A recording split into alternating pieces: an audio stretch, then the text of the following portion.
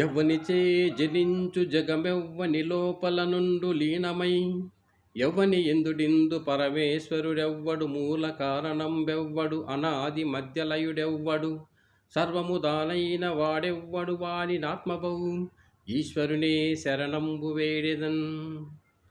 ఈ లోకంలో ఈ లోకం ఎవని వల్ల పుట్టుతుందో, ఎవనితో కలిసి ఉంటుందో, ఎవని లోపల లయం పొందుతుందో, ఎవడు పరమాత్ముడో, ఎవడు ఈ విశ్వానికి మూల కారణమో, ఎవడు పుట్టడము గిట్టడము పెరగడము లేకుండా ఉంటాడో, ఎవడు అన్నీ తానే ఉంటాడో అటువంటి ప్రభువైన భగవంతుణ్ణి నేను శరణు కోరుతున్నాను అని చెప్పేసి గజేంద్ర మోక్షంలో పోతనామాత్యుడు మహాభాగవతంలో ఈ పద్యాన్ని వినిపించాడు. విద్యార్థులకు శుభోదయం. నేను మీ డాక్టర్ సి ఆదినారాయణ, తెలుగు అధ్యాపకుల్ని, ప్రభుత్వ డిగ్రీ కళాశాల కదిరి. మనం ఇంతకుముందు భాగంలో మనకున్నటువంటి సిలబస్ ప్రకారం ఆన్లైన్ క్లాసులు నిర్వహిస్తున్నటువంటి సందర్భంగా సెకండ్ ఇయర్ థర్డ్ సెమిస్టర్లో బిఏ బీకామ్ బీఎస్సీ విద్యార్థులకు పద్యభాగం నుంచి వామనావతార ఘట్టాన్ని కొంతవరకు మనం రుచి చూసాము. మరి మహాభాగవతం అద్భుతమైనటువంటి రచన. భక్తకవి పోతనామాత్యుడు రసరమ్య రమణీయంగా భక్తి పారవశ్యంతో మహాభాగవతాన్ని తెనిగించాడు. అటువంటి భాగవతంలో అష్టమ స్కందం నుంచి మన పాఠ్యాంశం వామనావతారం స్వీకరించడం జరిగింది. 5వ అవతారమైనటువంటి ఈ వామనావతారం కేవలం బలిచక్రవర్తిని సంహరించడానికి అవతరించినటువంటి అవతారమే ఇది. మరి 3 అడుగుల నేలను కోరి 3 అడుగుల నేలను కోరి దానికి కట్టుబడి ఇస్తానని చెప్పినటువంటి బలిచక్రవర్తి యొక్క మాటలు ఎంత దానశీలతకు నిదర్శనమో మనం చూడవచ్చు. సత్యము పెంపొందే విధంగా అడిగినటువంటి ఆ యొక్క 3 అడుగుల నేలను పరమాత్ముడు దేవలోకానికి సమున్నతంగా రాక్షస లోకాన్ని అంతమొందించడానికి అవతరించినటువంటి అవతారమే ఈ వామన అవతారం. దుష్ట శిక్షణ శిష్ట రక్షణ ధర్మ సంస్థాపనార్థాయ సంభవామి యుగే యుగే అన్నాడు. కాబట్టి విష్ణుమూర్తి మంచి వాళ్ళని రక్షిస్తాడు, చెడ్డవారిని సంహరిస్తాడు. అందుకోసమే ఈ దశావతారాల్లో ఈ 5వ అవతారమైనటువంటి వామనావతారం కూడా చూడవచ్చు. మరి పోతనామాత్యుడు అంత అత్యద్భుతంగా మహాభాగవతాన్ని ఆంధ్రీకరణ చేసి ఆయన జీవితం సాఫల్యమైందని చెప్పాలి. కవిని కన్న గర్భంబు ధన్యంబు అన్నారు. ఒక మంచి కవిని జన్మనిచ్చిందంటే తల్లి, ఆమె యొక్క గర్భము ధన్యము అని చెప్పేసి అన్నారు. అటువంటి గొప్ప కవి, సహజ పాండిత్యుడు పోతన అని చెప్పేసి చెప్పాలి. మరి ఆ పోతన రచించినటువంటి భాగవతంలోని వామనావతార ఘట్టాన్ని చూస్తున్నాం. మరి బలిచక్రవర్తి ఇచ్చిన మాటకు కట్టుబడి ఆ 3 అడుగుల నేలను ఇవ్వడానికి సిద్ధపడ్డాడు. తన వినాశనం తప్పదని తెలిసిన ఆ మాట కోసం, తాను ఇచ్చిన మాట కోసం కట్టుబడి ఉన్నాడని చెప్పేసి మనం తెలుసుకుంటున్నాం విద్యార్థులారా. మరి ముందు మనం ఎక్కడైతే ఆగామో అక్కడ నుంచి మళ్ళీ ఈ 2వ భాగం నుంచి మొదలు పెడుతున్నాం ఈ వామనావతార ఘట్టాన్ని. మరి లాస్ట్ పద్యం ఎక్కడ నిలిచిపోయిందో అక్కడ నుంచి మనం మొదలు పెడదాం. బ్రతకవచ్చుగాక బహుబంధములైన వచ్చుగాకలేమి వచ్చుగాక జీవదములైన చెడుగాక పడుగాక మాట తిరుగలేరు మానదనులు. చూడు, కాబట్టి బ్రతకవచ్చుగాక బహుబంధములైన అనేక కష్టాలు వస్తాయి, జీవితంలో బతికేటప్పుడు. వచ్చుగాక లేమి వచ్చుగాక, దారిద్ర్యం సంభవించవచ్చు, జీవనములైన చెడుగాక పడుగాక. అలా చెడు జీవితంలో నాశనం జరుగుతుంది, బతకవచ్చు, చనిపోవచ్చు, ఏమైనా జరుగుతుంది జీవితంలో. అయితే మాట తిరగలేరు మానధనులు. ఇచ్చిన మాట కోసం తప్పకుండా వాళ్ళు నిలబడతారు.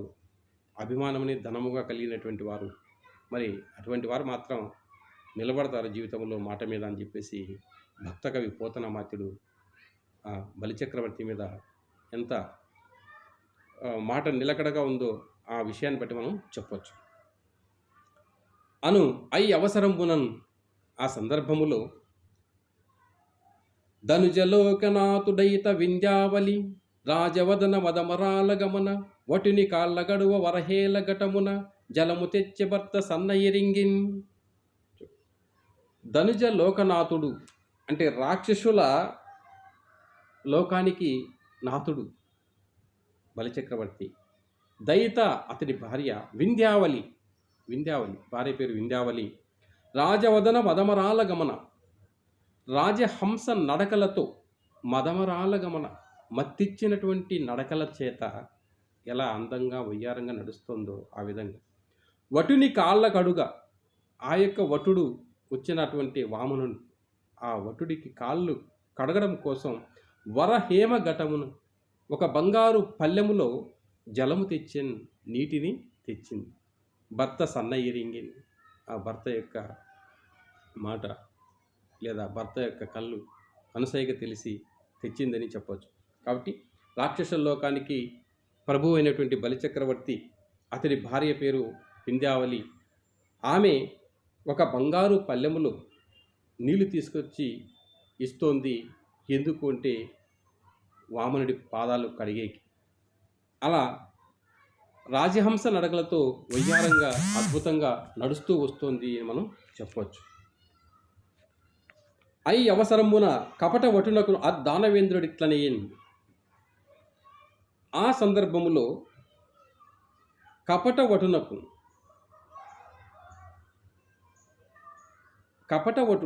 ఇక్కడ మోసముతో వచ్చినటువంటి బ్రాహ్మణుడు వామనుడు దానవేంద్రుని ఇట్లనియన్. ఆ బలిచక్రవర్తి ఈ విధంగా అన్నాడని చెప్పవచ్చు. రమ్మా మానవకోత్తమ లెమ్మాని వాంఛితంబు లేదనకిత్తున్, తెమ్మ అడుగుల ఇటు రానిమ్మ కడుగంగ వలయునేటికి తడయన్. రమ్మ మానవకోత్తమ, ఇక్కడ బ్రాహ్మణుల్లో ఉత్తమమైనటువంటి వాడు. రమ్మ రా అని ఆహ్వానిస్తూ పిలుస్తున్నాడు. మానవకోత్తమ, ఉత్తమమైనటువంటి బ్రాహ్మణుడా, లెమ్మ లే, నీ వాంఛితంబు లేదనకిత్తున్, నీ వాంఛితం నీ యొక్క కోరిక లేదు కాదు అనకుండా ఇస్తాను.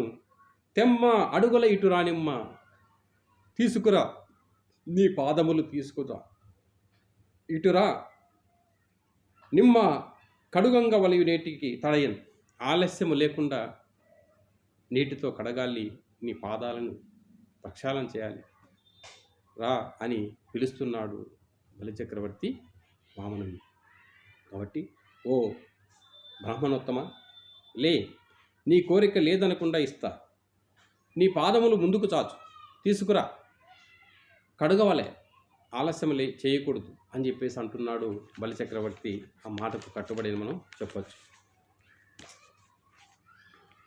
తర్వాత పద్యాన్ని.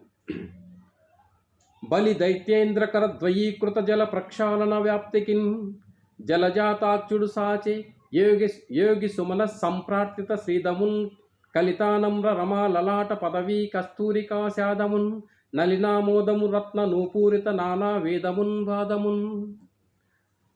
ఇక్కడ జలజాతాక్షుడు అంటే ఇక్కడ పద్మముల వంటి కన్నులు కలిగినటువంటి విష్ణుమూర్తి సాచాడు. ఏంటి? పాదములు ముందుకు సాచాడు. బలి దైత్యేంద్ర కరద్వయీకృత, ఆ బలిచక్రవర్తి యొక్క చేతులు చాచి పెట్టుకున్నాడు కడగడానికి సిద్ధంగా. పాదాలు ముందుకు చాపితే కడుగుతామని. ద్వయీకృత జల ప్రక్షాళన వ్యాప్తికిన్, కాబట్టి నీటితో కడిగేందుకు ప్రక్షాళన కడగడానికి సిద్ధంగా ఉన్నాడు. మరి ఆ విష్ణుమూర్తి వామనుడు పాదాలు చాచాడు. మరి ఆ పాదాలు సామాన్యమైనవి కావు, చాలా మహిమాన్వితమైనటువంటివి. మరి అటువంటి పాదాలను గురించి గొప్పగా చెప్పాడు పోతనామాత్యుడు. యోగి యోగి మునులు, సుమన దేవతలు, సంప్రార్థితన్ వారు ప్రతినిత్యం ప్రార్థించేటువంటి పాదమది. శ్రీదమున్ సంపదలను సృష్టించేటువంటిది శ్రీదమున్. కలితా నమ్ర రమా లలాట పదవి, కాబట్టి కలితా నమ్ర భక్తితో నమస్కరించటం, వినమ్రతతో ఆ దేవుణ్ణి ఆరాధించటం. కలితా నమ్ర రమా లలాట. రమా లలాట అంటే లక్ష్మీదేవి యొక్క నుదిటి భాగం తాకినటువంటిది ఆ పాదం. రమా లలాట పదవి కస్తూరికా శాదమున్, కాబట్టి రమా లలాట పదవి నొసట ప్రాంతము, లక్ష్మీదేవి నొసట ప్రాంతము తాకినటువంటిది. కస్తూరికా శాదమున్, కస్తూరితో ఒప్పునట్టిది అని చెప్పేసి. నలినామోదము పద్మముల యొక్క ఆమోదమును, పరిమళము వెదజల్లేది నలినామోదము. రత్న నూపూరిత నానా వేదమున్ బాధమున్, కాబట్టి రత్నకాంతులు కలిగినటువంటిది రత్న నూపూరిత నానా వేదమున్ బాధమున్, కాబట్టి వేదాలతో ఒప్పునటువంటిది ఆ పాదం, సామాన్యమైన పాదం కాదు. అటువంటి పాదం ముందుకు సాచాడు వామనుడని మనం చెప్పచ్చు. కాబట్టి బలిచక్రవర్తి తన 2 చేతులతో కడగడానికి వీలుగా వామనుడు పాదములు ముందుకు సాచాడు. ఆ పాదము చాలా మహిమాన్వితమైనది అని చెప్పేసి యోగులు, దేవతలు ప్రార్థించేటువంటి పాదం అది. సంపదల్ని సమకూర్చేటువంటి పాదమని, నిత్యము లక్ష్మీదేవి చేత నమస్కరించబడినటువంటి పాదం అది. అలా ఆ పద్మముల యొక్క పరిమళాలను వెదజల్లేటువంటి పాదం, వేదాల రాసి ఆ పాదం, అటువంటి పాదం విష్ణుమూర్తి యొక్క పాదం, దాన్ని ముందుకు సాచాడని చెప్పేసి కవి తన అద్భుతమైనటువంటి పద్యంలో చెప్పాడు. సురలోక సముద్ధరణము నిరత శ్రీకరణ అఖిల నిగమాంతాలం కరణము భవ సంహరణము హరిచరణము నీట కడిగి అసురోత్తముండు. ఆ పాదాలు సామాన్యమైనటువంటి పాదాలు కాదు, విష్ణు పాదాలని. సురలోక సముద్ధరణం, దేవలోకాన్ని ఉద్ధరించడం కోసం, సుస్థిరంగా ఉద్ధరణ కోసమే అని. నిరత శ్రీకరణ అఖిల నిగమాంతం, శ్రీకరణ అఖిల నిగమాంతం కరణము భవ సంహరణం, చాలా మంగళకరమైనటువంటి ఆ పాదం. అటువంటి పాదాన్ని, హరిచరణం విష్ణువు యొక్క పాదాన్ని నీట కడిగాను, నీటితో కడిగాడు. అసురోత్తముడు, అసురులు అంటే రాక్షసులు, వాళ్ళలో ఉత్తముడైనటువంటి వాడు బలిచక్రవర్తి అని మనం చెప్పచ్చు. కాబట్టి అసురోత్తముడు ఈ విధంగా నీటితో కడగడానికి సిద్ధపడి ఉన్నాడు. ఇట్లు ధరణీశ్వర దక్షిణ చరణ ప్రక్షాళనంబు చేసి వామపాదంబు కడిగి తత్పావన జలంబు శిరంబును చల్లుకొని వార్చి దేశకాలాది పరిగణంబు చేసింది. కాబట్టి ఇట్లు ధరణీశ్వర ఆ యొక్క బలిచక్రవర్తి దక్షిణ చరణ ప్రక్షాళనంబు చేసి మొట్టమొదట కుడి పాదాన్ని నీటితో కడిగి, వామపాదంబు కడిగి ఎడమ పాదాన్ని కూడా శుద్ధి చేసి జల ప్రక్షాళన చేసి తత్పావన జలంబున్ ఆ యొక్క నీటిని శిరంబున చల్లుకొని తన తలపైన చల్లుకున్నాడు. వార్చి కొంతసేపు దేశకాలాది పరిగణంబు చేసి దేశకాలాదులన్నింటినీ కూడా ఒక్కసారి అవలోకనం చేసుకొని పరిగణించుకొని అని చెప్పారు. విప్రాయ ప్రకట వ్రతాయ భవతే విష్ణు స్వరూపాయ వేద ప్రామాణ్య విదే త్రిపాదతరణిం దాస్యామి అంచున్ క్రియాక్షిప్లుండై ధనుజేశ్వరుండు వడుగున్ చేజాచి పూజించే బ్రహ్మపీతమ్మని దారవోసి భువనం ఆశ్చర్యముందగన్.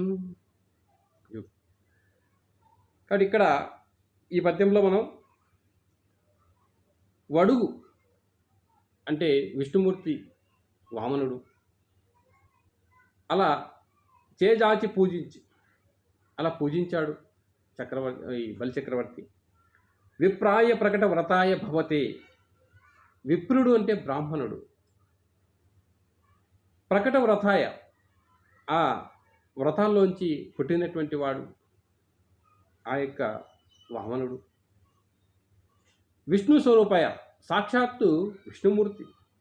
వేద ప్రామాణ్య విదే. కాబట్టి వేద జ్ఞానం, వేదాల సారం తెలిసినటువంటి వాడు.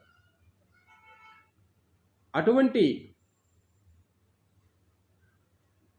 పాదం త్రిపాదధరీం దాస్యామి.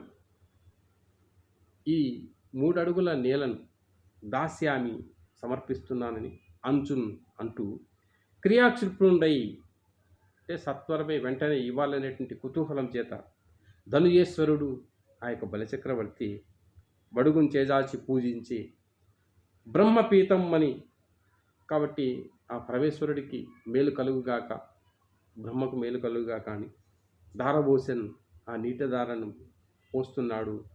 భువనం ఈ యొక్క లోకమంతా కూడా అక్షరం ఉందగన్ అక్షరాన్ని పొందుతుంది అని మనం చెప్పవచ్చు.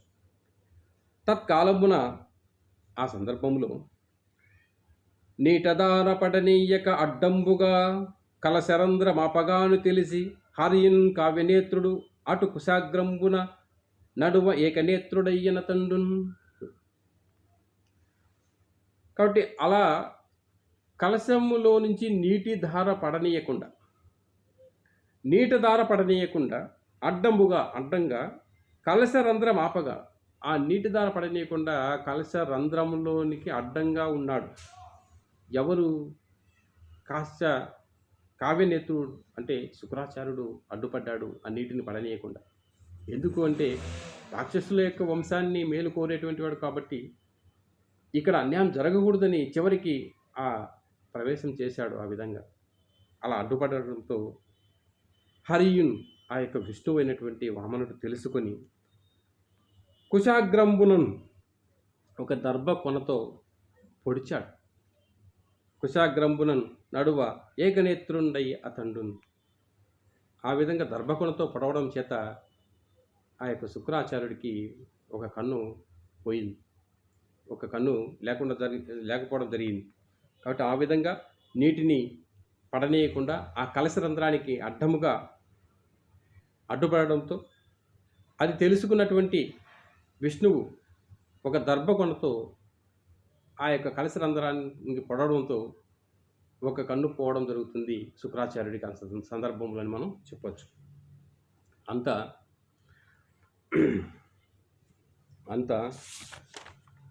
అమరారాతి కరాక్షితోజ్జిత పవిత్రాంబకన శ్రేణికిన్ కమలాదీశ్వరుడొడ్డి ఖండిత దివౌక స్వామి జన్మస్తమున్ కమలాకర్షణ సుప్రశస్తము రమాకాంత కచోపాస్తమున్ విమల శ్రీకుచశాత చూచుక తటి విన్యస్తమున్ హస్తమున్.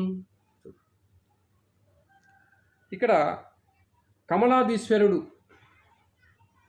లక్ష్మీదేవి భర్త అయినటువంటి విష్ణుమూర్తి అని మనం చెప్పాలి. అలా కమలాదీశ్వరుడు ఒడ్డే అమరారాతి. అమరులు అంటే దేవతలు, ఆరాతి అంటే వాళ్ళకు శత్రువు, దేవతలకు శత్రువు అయినటువంటి వాడు ఇక్కడ బలిచక్రవర్తి. అర్థం చేసుకోవాలి. కాబట్టి ఆ బలిచక్రవర్తి కరాక్షితోజ్జిత ఆ యొక్క చేతి నుండి సన్నగా పడుతున్నటువంటి ఆ యొక్క నీటి ధారను పవిత్రాంబ కనశ్రేణికి, అలా పవిత్రంగా పడుతున్నటువంటి నీటి ధార సమూహానికి కమలాదీశ్వరుడు ఆ యొక్క విష్ణుమూర్తి చేతులు చాచి ఒడ్డాడు. ఆ యొక్క చేతులు సామాన్యమైనవి కావు. ఆ చేతులు చాలా మహిమాన్వితమైనవి అని చెప్పేసి పోతనామాత్యుడు అద్భుతంగా చెప్పడం జరుగుతుంది. అటువంటి చెయ్యి ఖండిత దివౌక స్వామి జన్మస్తమున్. అలా ఈ ఖండించబడినటువంటి రాక్షసుల వీరుల యొక్క తలలు రాక్షస వీరుల తలలు ఖండించినటువంటి చెయ్యి సామాన్యమైనటువంటి చెయ్యి కాదు. కమలాకర్షణ అంటే లక్ష్మీదేవిని ఆకర్షించుట నేర్పరి కలిగినటువంటి చెయ్యని. సుప్రశస్తం, అలా లక్ష్మీదేవిని ఆకర్షించడంలో ప్రశస్తాన్ని పొందినటువంటి చెయ్యి. రమాకాంత కచోపాస్తము. కాబట్టి రమాకాంత కచోపాస్తము ఆ యొక్క లక్ష్మీదేవి యొక్క శిరోజములను తాకినటువంటి చెయ్యి, అటువంటి చెయ్యి. విమల శ్రీకుచ శాత చూచుకతటికి విన్యస్తమున్ హస్తమున్ అన్నాడు. కాబట్టి నిర్మలమైనటువంటి ఆ యొక్క లక్ష్మీదేవి యొక్క కుచాగ్రములను మీద మర్యాదలను అనుభవించేటువంటి చెయ్యి అది. అటువంటి చెయ్యి అది సామాన్యమైనటువంటి చెయ్యి కాదని పోతనామాత్యుడు ఆ యొక్క గొప్పతనాన్ని గురించి చెప్తాడు. కాబట్టి ఏ విధంగా అయితే ఆ దర్భముళ్ళుతో శుక్రుని కన్నిపోవట చేయడం వల్ల ఏ ఆటంకము లేకుండా నీటి ధార పడుతూ ఉందో, అటువంటి నీటి ధారను చెయ్యి ఒడ్డాడు విష్ణువు. ఆ దానజల బిందువులకే వామనుడు తన చెయ్యి చాచినాడు. ఆ చెయ్యి సామాన్యమైంది కాదు. రాక్షస వీరుల శిరస్సులను ఖండించినది. లక్ష్మీదేవిని ఆలింగనము కావించుకునేటువంటి చెయ్యి సామాన్యమైన చెయ్యి కాదు. ఆమె శిరోజాలను సేవించబడినటువంటి చెయ్యి, నిర్మలమైనటువంటి ఆమె కుచాగ్రముల మీద మర్యాదలు అనుభవించేటువంటి చెయ్యి ఆ చెయ్యి. అటువంటి చెయ్యి సామాన్యమైంది కాదు అని చెప్పేసి పోతనామాత్యుడు విష్ణుమూర్తి యొక్క చేతిని, పాదాలను ఎంత అద్భుతంగా వందిస్తున్నాడో చూడొచ్చు విద్యార్థులారా. మునిజన నియమాధారను జనితాసుర యువతి నేత్ర జలగనధారన్ ధనుజేంద్ర నిరాధారను వనజాక్షుడు కొనియే బలి వివర్ధిత ధారన్. మునిజన నియమాధారణ. ఇక్కడ దేవతల యొక్క ఆధారం వారు బాగా ఉండేటట్లుగా, అసుర యువతి నేత్ర అంటే రాక్షసుల యొక్క భార్యలు, వారి యొక్క భార్యల యొక్క నేత్ర జలకన ధారణ, వారి యొక్క కన్నీటిని చూసే, రాక్షస భార్యల యొక్క కన్నీళ్లు చూసేటువంటి చెయ్యి. ధనుజేంద్ర నిరాధారణ, రాక్షసులను ఏ విధమైన ఆధారం లేకుండా చేసేటువంటి చెయ్యి అది. వనజాక్షుడు, ఆ పద్మములంటి కన్నులు కలిగినటువంటి విష్ణుమూర్తి కొనియన్ తీసుకున్నాడు. బలి వివర్ధిత ధారణ, కాబట్టి బలి చక్రవర్తి ఇచ్చేటువంటి దానాన్ని ఆ విధంగా స్వీకరించాడని మనం చెప్పాలి. కాబట్టి రాక్షసుల యొక్క భార్యల యొక్క కన్నీటిని చూడగనేది, రాక్షసులు నిరాదరణ చేసేది, అటువంటి చెయ్యి విష్ణుమూర్తిది సామాన్యమైంది కాదు అని కవి చెబుతున్నాడు. కమలనావుడెరింగి కాలంబు దేశంబు నెరింగి శుక్రుమాటలెరింగి ఆశ మెరింగి పాత్రమనుచు నిత్య దానము బలి మహి వదాన్యుడొకడు మరియుగలడే. కమలనాభుడు ఎరింగి, కాడు వచ్చినవాడు సామాన్యుడు కాడు, సాక్షాత్తు విష్ణుమూర్తి అని తెలిసి కమలనాభుడు ఎరింగి. కాలంబు దేశంబు నెరింగి, కాలము దేశము అన్నిటినీ తెలుసుకొని, శుక్రు మాటలు ఎరిగి తన గురువు అయినటువంటి శుక్రాచార్యుడి యొక్క మాటలు కూడా విని అంతా తెలుసుకొని, ఆశ మెరింగి పాత్రమనుచు, అతను ఇంకా జీవితం లేదు అని తెలిసినా కూడా ఇచ్చే దానము ఇచ్చాడు బలిచక్రవర్తి. బలి మహి వదాన్యుడు ఒకడు. మహి ఈ లోకంలో, వదాన్యుడు ఆ విధంగా దానం చేసేవాడు మరొకడు ఉన్నాడా అంటే లేడని మనం చెప్పాలి. కాబట్టి వచ్చినవాడు సాక్షాత్తు విష్ణుమూర్తి అయినా, తను ఈ లోకంలో ఇంక లేకపోయినప్పటికీ కూడా కాలాన్ని, దేశాన్ని పరిగణించి తన గురువు చెప్పినటువంటి మాటలు విని చివరికి దానం చేయడానికి ఇష్టపడ్డాడు అంటే అటువంటి దానశీలుడు ఇంకొకడు ఈ లోకంలో ఉన్నాడా అని ప్రశ్నిస్తున్నాడు పోతనామాత్యుడు ఇక్కడ. క్షితిదానమిచ్చు నతండున్ అతి కాంక్ష పరిగ్రహించు అతండున్ దురితచ్యుతులై శతవత్సరములు శతమకలోకమును క్రీడ సలుపుదురు ఎలమిన్. క్షితి అంటే ఇక్కడ భూమిని దానమిచ్చు అతండును. ఎవరైతే భూదానము చేస్తారో, ఎవరు చేస్తున్నారు ఇక్కడ భూదానము? బలిచక్రవర్తి భూమిని దానం చేస్తున్నాడు. అతి కాంక్ష పరిగ్రహించు అతండును, చాలా ఇష్టముతో స్వీకరించేటువంటి అతడు అంటే వామనుడు, ఇక్కడ సాక్షాత్తు విష్ణుమూర్తి అతడు. దురిత చతులై శతవత్సరములు, వారి ఇరువురు కూడా శతవత్సరములు అంటే 100 సంవత్సరాలు 100 సంవత్సరాల పాటు శతమక లోకమున క్రీడ సలుపుదురు. కాబట్టి శతమక లోకమున క్రీడ సలుపుదురు అంటే ఈ 100 సంవత్సరాల పాటు స్వర్గలోకంలో సంతోషంగా సుఖంగా జీవిస్తారని చెప్పేసి ఆ కవి అద్భుతంగా అక్కడ చెప్పాడు. కాబట్టి విద్యార్థులారా, భూమిని దానం ఇచ్చేటువంటి ఆ యొక్క బలిచక్రవర్తి, దాన్ని తీసుకునేటువంటి స్వీకరించేటువంటి ఆ విష్ణుమూర్తి వామనుడు, ఇద్దరూ కూడా ఈ లోకంలో చాలా పుణ్యాత్ములే. ఎందుకంటే 100 సంవత్సరాలు స్వర్గలోకంలో సుఖాన్ని పొందుతారంట అని కవి ఈ విధంగా చెప్తాడు. అటు కావున నే దానమును భూమి దానమునకు సదృశంబు కానేరదు. కావున వసుంధర దానం విచ్చితి ఉభయ లోకంబుల కీర్తి సుకృతంబుల వడయును అని పలికి మాయావటుండి ఇట్లనియన్. అట్లు ఆ విధంగా కాబట్టి ఏ దానమును భూదానమునకు సదృశ్యము కానేరదు. కాబట్టి భూమిని దానం చేస్తే దానికన్నా మించినటువంటిది, దానితో సమానమైంది ఇంకొకటి లేదు. కాబట్టి వసుంధర దానం ఇచ్చింది, కాబట్టి భూమిని దానం ఇచ్చి తిని ఉభయ లోకములు, ఈ 2 లోకాలు కూడా కీర్తి సుకృతములు, కాబట్టి కీర్తితో పాటు సుఖము శాంతి ఇవన్నీ కూడా కలుగుతాయి అని పలికి మాయావటుండి ఇట్లని ఆ కపట భూసురుడైనటువంటి వామనుడు ఈ విధంగా అన్నాడు అని మనం చెప్పొచ్చు.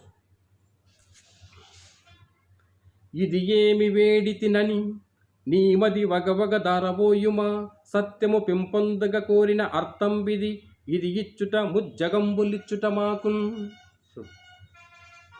ఇది ఏమి వేడితినని నీ యొక్క మనసులో ఇది ఏమి వేడాడని చెప్పేసి చింతిస్తున్నావేమో, వగవగ దారబోయచ్చు. సత్యము పెంపొందగ కోరిన అర్థం విధి, నేను అడిగిన 3 అడుగుల నేల సత్యాన్ని పెంపొందించేటువంటి మాట, సామాన్యమైనటువంటి మాట కాదు.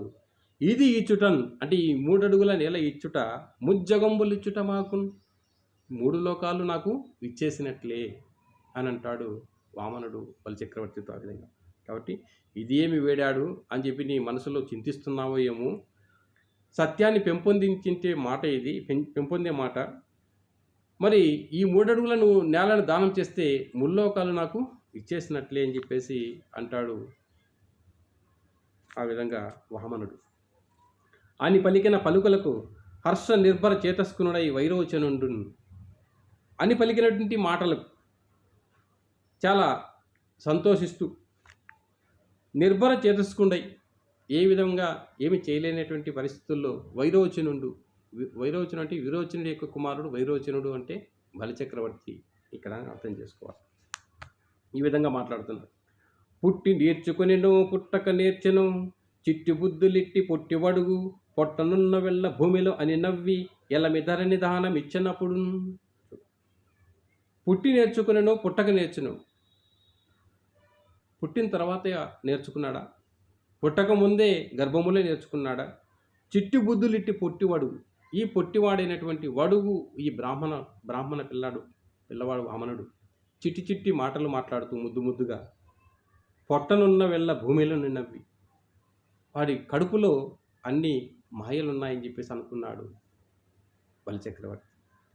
తెలిసి ఎలమి ధరణి దానం ఇచ్చినప్పుడు ఆ యొక్క భూమిని దానం చేస్తున్నాడు ఆ సందర్భంలోని మనం చెప్పవచ్చు. బలి చేసిన దానమునకు నలినాక్షుడు అఖిల భూతనాయకు డగుటన్ కలకలమని దశ దిక్కులు బలి అని పొగిడే భూత పంచకమనగా. కాబట్టి బలి చేసినటువంటి దానము, ఆ దానానికి నలినాక్షుడు పద్మముల వంటి కన్నులు కలిగినటువంటి ఆ యొక్క విష్ణువు అఖిల భూతనాయకుడగుటం చేసి సమస్త భూతాలకు అధినాయకుడు ఆ విష్ణుమూర్తి. కాబట్టి కలకలమనే దశ దిక్కులు 10 దిక్కులు చాలా కలకలమంటూ అన్నాయి.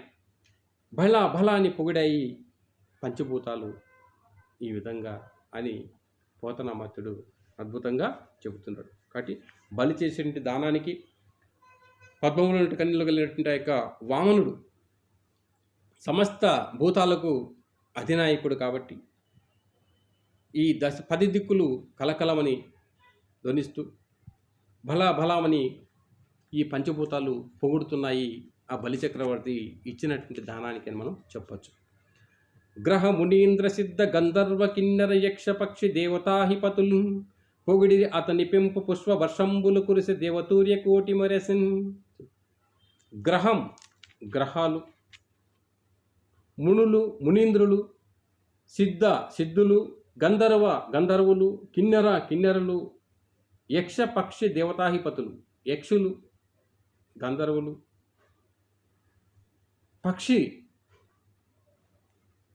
పక్షులు అంటే గరుడాది పక్షులు, దేవతాహిపతులు, ఇలా దేవతలు, అహిపతులు, సర్పరాజులు పొగిడిరి, ఆ విధంగా ప్రశంసించారు అతని పెంపు ఎవరిని బలిచక్రవర్తిని ఇచ్చే దానాన్ని వాళ్ళంతా మెచ్చుకున్నారు. మెచ్చుకుని పుష్ప వర్షంబులు కురిసే పూల వాన కురిపించారంట ఆ సమస్త దేవతలంతా. ఆ సందర్భం దేవతూర్య కోటి మెరసి దేవలోకమంతా చాలా సంతోషపడుతోంది. ఆ సందర్భంలో వారందరూ పూలవాన కురిపించారు. అందుకు గ్రహాలు, మునులు, సిద్ధులు, గంధర్వులు, కిన్నెరులు, యక్షులు, పక్షులు, పక్షిజాతి దేవతలు, అలాగే సర్పరాజు దేవతలు అందరూ కూడా ఆ బలిచక్రవర్తి ఇచ్చిన దానాన్ని మెచ్చుకొని వారి ఇరువురి పైన పూలవాన కురిపించారు. ఆ సందర్భంలో దేవతలంతా కలిసి ఇట్లు దారా పరిగ్రహంబు చేసింది. ఇలా నీటిదార ఎప్పుడైతే చేశాడో బలిచక్రవర్తి వామనమూర్తి విశ్వరూపాన్ని పొంది విజృంభించాడు. మరి ఏ విధంగా విజృంభించాడో ఈ పోతనామాత్యుడు చాలా అద్భుతంగా మనకు చెప్పాడు. ఇంతింతై వటుడింతై మరియు తానింతై అభో వీధిపై అంతై తోయద మండలాగ్రమున కల్లంతై ప్రభారాశిపై అంతై చంద్రుని కంతయై ధ్రువునిపై అంతై మహర్వాటిపై అంతై సత్య పదోన్నతుండగుచు బ్రహ్మాండాంత సంవర్ధి అయి. ఏ విధంగా పెరిగిపోయాడు విష్ణుమూర్తి వామనుడు అనేటువంటి విషయాన్ని కవి పోతనామాత్యుడు చాలా అద్భుతంగా ఇక్కడ మనకు చెప్పించాడు. విద్యార్థులారా, ఇంత అంటే కొంచెం, ఇంతెంతై ఇంకా కొంచెం పెరిగి, మరి తానింతై మరీ కొంచెం పెరిగి పెద్దవాడై మరీ పెద్దయి, ఇంతై అభో వీధిపై అంతై అలా ఆకాశమంత ఎత్తు ఎదిగాడు వామనుడు. అభో వీధిపై ఆకాశమంత పైకి ఎత్తి తోయద మండలాగ్రము కల్లంతై అలా మేఘమండలము దాటాడు. ఆకాశం దాటి అలా మేఘమండలం పైన దాటి మండలాగ్రము కల్లంతై ప్రభారాశిపై వెలుగు రాశిని కూడా దాటాడు. అంతై చంద్రునికి అంతై అంటే చంద్రమండలం కూడా దాటాడు. అంత పెద్దగా ఎదిగిపోయాడు వామనుడు. అంతై ధ్రువునిపై అంతై అంటే ధ్రువమండలము దాటాడు. మహర్వాటిపై అంతై మహర్లోకాన్ని కూడా దాటిపోయాడు. అంతై సత్య పదోన్నతుండగుచున్ కాబట్టి సత్యాన్ని పెంపొందించే వాటిలాగా పైకి పెరుగుచు బ్రహ్మాండాంత సంవర్ధి అయి కాదు బ్రహ్మాండాన్ని నిండుకున్నాడు త్రివిక్రముడై ఆ సందర్భంలో వామనుడు అని చెప్పచ్చు. కాబట్టి పోతన చెప్పినటువంటి పద్యం ఇంతింతై వటుడింతై అన్నట్లు ఈ విష్ణుమూర్తి ఏ విధంగా గొప్పగా పెరిగిపోయాడో ఈ పద్యంలోనే మనకు చూపించాడు, విశ్వరూపాన్ని చూపించాడు విష్ణుమూర్తిని అని మనం చెప్పవచ్చు. కాబట్టి కొంచెం పెరిగి ఆ తర్వాత ఇంకా కొంచెం పెరిగి మరీ పెద్దవాడై ఆకాశమంత ఎత్తై ఆ తర్వాత మేఘమండలం దాటి ఆ విధంగా వెలుగు రాశి దాటి చంద్రమండలము దాటి మహర్లోకాన్ని కూడా దాటి సత్యాన్ని పెంపొందించే విధంగా పెరిగిపోయి బ్రహ్మాండాన్ని అంతా నిండిపోయాడు ఈ యొక్క విష్ణుమూర్తి అయినటువంటి వామనుడని చెప్పచ్చు. అలాగే ఇంకో పద్యంలో ఏ విధంగా పెరిగిపోయాడు అనే మాట చెబుతూ ఒక వస్తువును కాకుండా ఒక సూర్యుడు ఏ విధంగా తయారయ్యాడు విష్ణువుకి ఆ వామనుడికి అనేటువంటి విషయాన్ని కవి ఇంత చక్కగా చెప్పాడని చెప్పొచ్చు.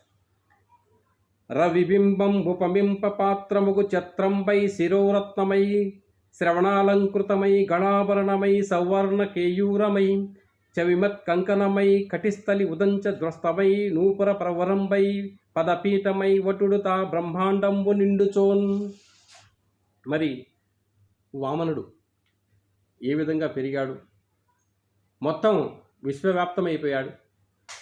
మరి ఏ విధంగా పెరిగాడు, విశ్వవ్యాప్తమైపోయినాడు కాబట్టి అతని పోతన యొక్క మాటల్లోనే మనం చూడవచ్చు.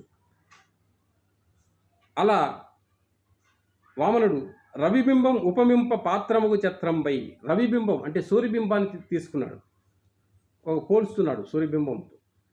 పాత్రముగు ఛత్రంపై మొట్టమొదట ఆ విష్ణుమూర్తి లేదా వామనుడికి గొడుగుగా మారిందంట ఆ యొక్క సూర్యబింబం చిత్రంపై.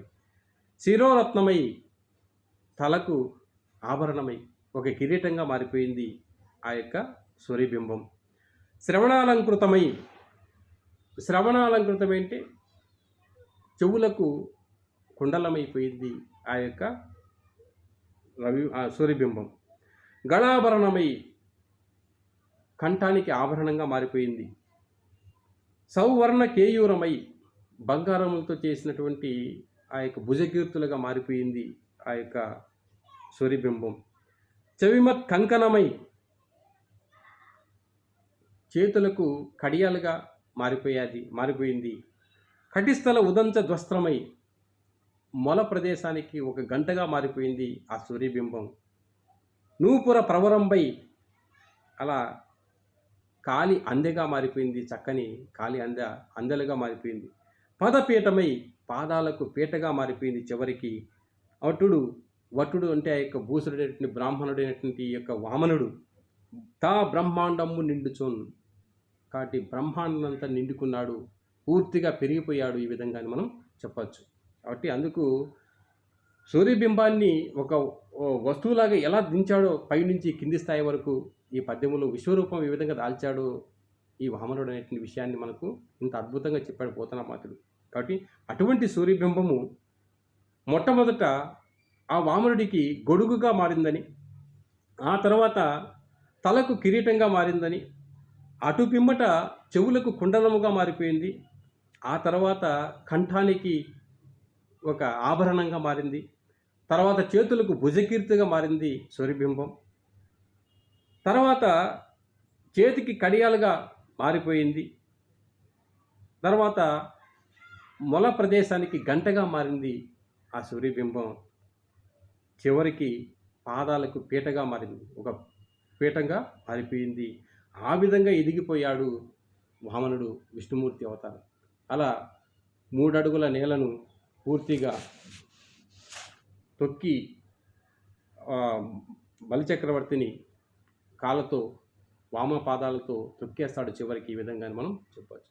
కాబట్టి ఇది వామన అవతారం అనేటువంటి పాఠ్యాంశం. పోతనామాత్యుడి యొక్క అత్యద్భుత రచన మహాభాగవతంలో ఒక ఘట్టాన్ని మనం ఈ పాఠ్యాంశంలో విన్నాం. విద్యార్థులారా, మీకు ప్రత్యేకమైనటువంటి కృతజ్ఞతలు